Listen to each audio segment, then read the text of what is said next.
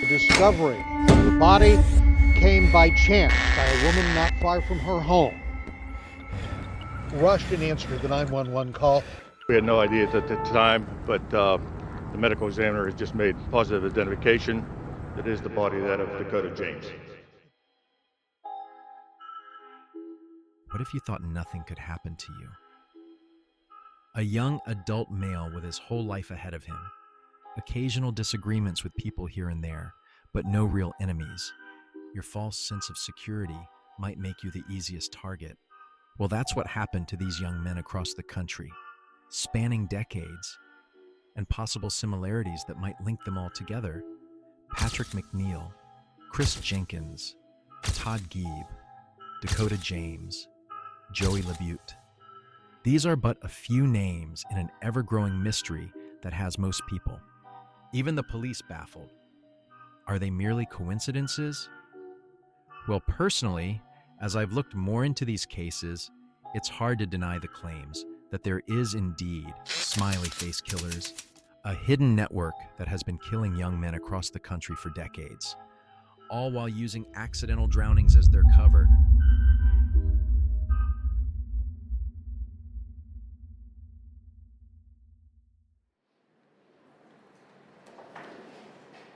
Let's begin with Patrick McNeill, a 21-year-old student at Fordham University who supposedly drowned on the night of February 16, 1997, almost 3 decades ago.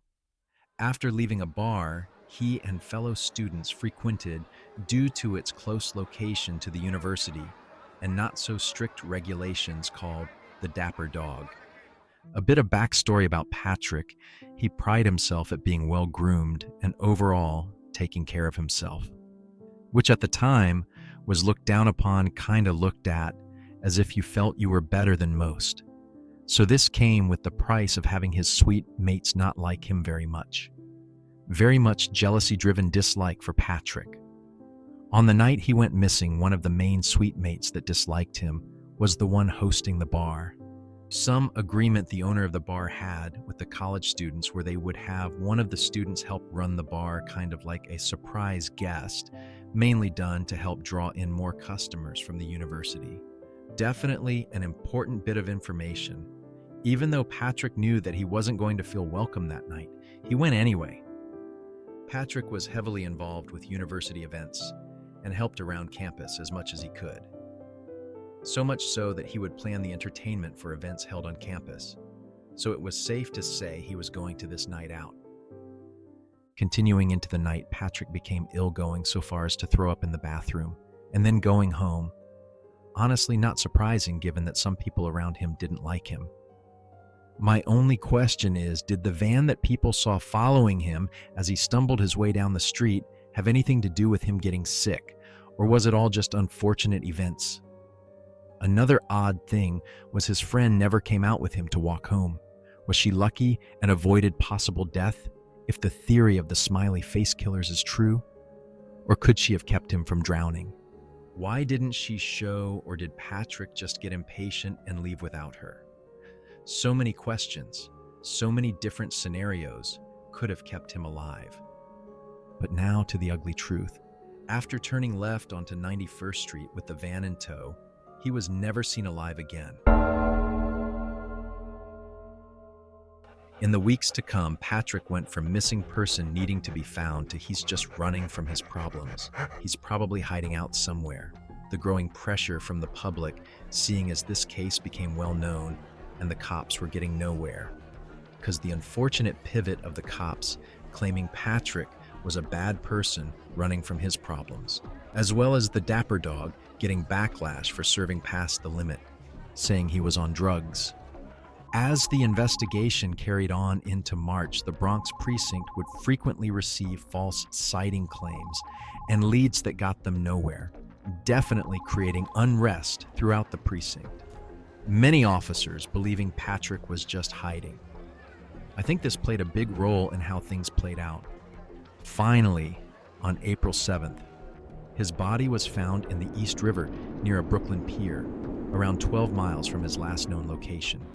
Due to the manner in which he was found, his case was upgraded to homicide, Detective Kevin Gannon, assigned to Patrick's case, had noted many odd discoveries, many leading him to believe Patrick was definitely a victim of foul play. The lack of skin slippage was a sign that he had not been in the water for the 2 months he was missing, more in line with a few days. The telltale discolorations exhibiting on the front of the corpse clearly showing McNeill had to have died lying face down for all his blood to settle in those parts, whereas his body had been discovered and recovered lying face up. Rope burns found around his neck, found only wearing his pants.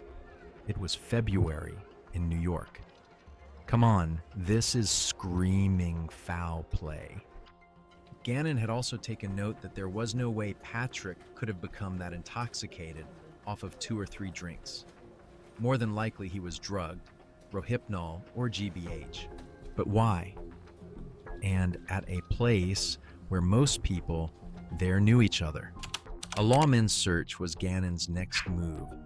Finding the van that was reported by witnesses to be following Patrick was a crucial step on finding out what happened to Patrick.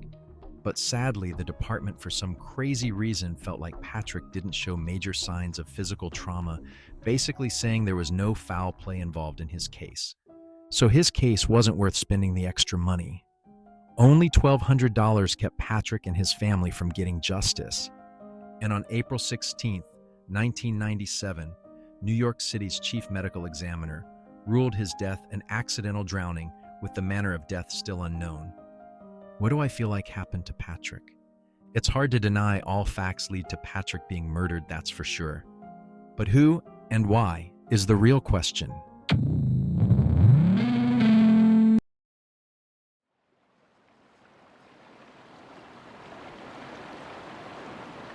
And now we fast forward a bit to Halloween night, 2002.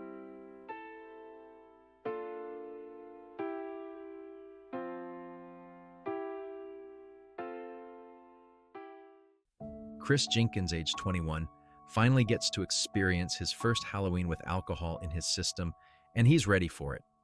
Again, we have another college student, this time from the University of Minnesota. Given the location of the university, they had plenty of bars to choose from. Chris, his girlfriend, and another couple decided on the Lone Tree Bar and Grill to spend Halloween night. Close to midnight, Chris was kicked out of the Lone Tree. Details on why he was kicked out and him leaving alone have never been released, most likely to keep the girlfriend and the other couple from being involved in the case. My best guess is that he got into it with his girlfriend. This being probably one of the few times he has gone out for drinks, became overly intoxicated and blew up. Not sure how Chris was outside of this incident, but I can only assume that this wasn't a first-time thing given nobody followed him out. I don't know, but I feel like if this was someone's first time causing a scene, you would give them some grace, but if it was a common theme of theirs, you would probably let them on their way and give them some space, which seems like the case here. Anyways, regardless of all that, a life was lost, no witnesses at least from public information that could help with finding out if it was accidental drowning or something much worse. Chris's body was found close to 4 months later on February 27th in the Mississippi River between the 3rd Avenue Bridge and St. Anthony Falls, wedged between some logs, still wearing his costume. And once again, the common theme with these cases is them being labeled accidental drownings, or in this case, potential suicide. Somehow detectives coming to the conclusion from someone who had no other signs of committing self-harm before this night, if anything quite the opposite, that this one incident definitely led him to suicide. I don't think so, and neither did his parents. Jan and Steve Jenkins refused to let their son's death be labeled anything but homicide.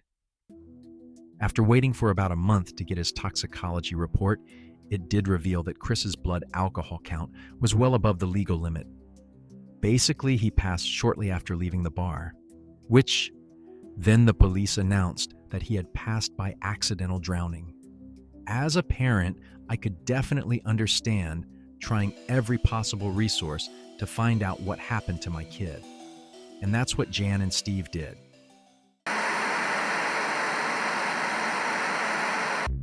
they hired a PI and a hydrologist to look into their son's case, but also leaned into asking psychics, and due to their more than likely weak state, believed certain theories, like their son had been used as a sacrifice by a satanic cult. Although their approach was a bit on the unpopular side, I can't really blame them, especially since this did help keep Chris's case active, alongside revealing, honestly, just plain bad police work. Smiley Face Killer, or killers.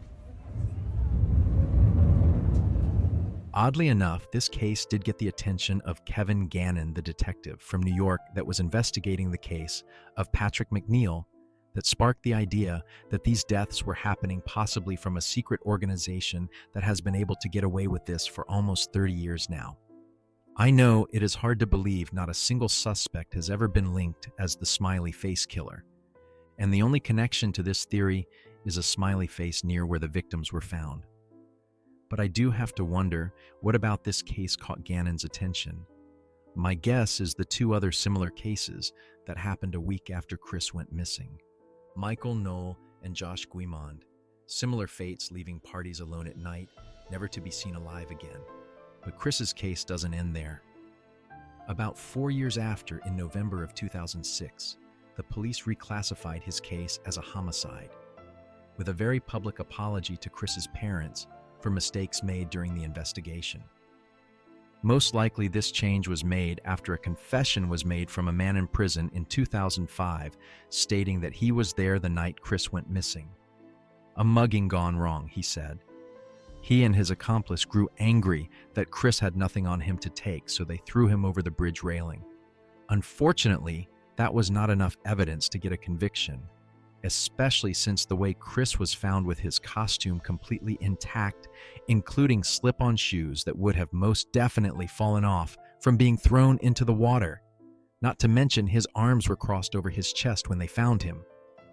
Okay, now this one is a bit harder to conclude, mainly because the police kept so much of the evidence hidden from the public.